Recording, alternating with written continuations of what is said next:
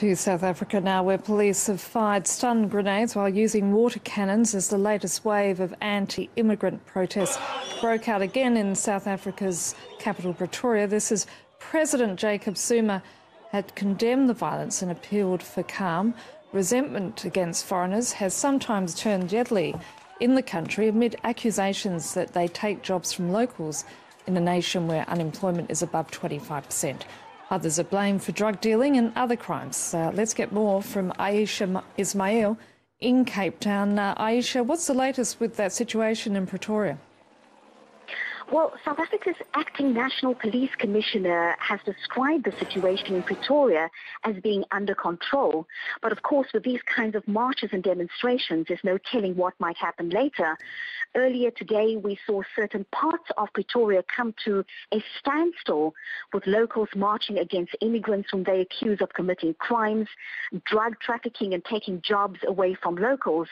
Now, this comes at a time when South Africa's unemployment rate is arguably at its lowest. And we saw police having to come between immigrants and locals as they clashed at rival rallies.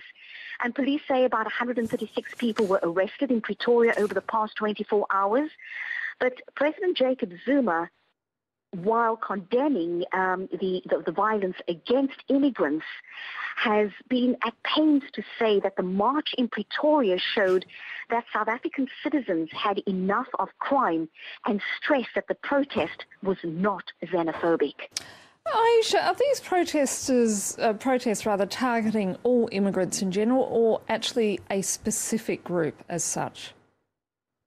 Well, although the march was labelled as an anti-immigrant march and as a march against crime, those being targeted were clearly from other African countries. For example, Somalia, Zimbabwe, Congo, Malawi and Nigeria. And ironically, some of these countries gave refuge to members of the African National Congress, including Nelson Mandela, and other liberation movements fleeing from the then oppressive apartheid government. Aisha Ismail reporting there from Cape Town. Thank you.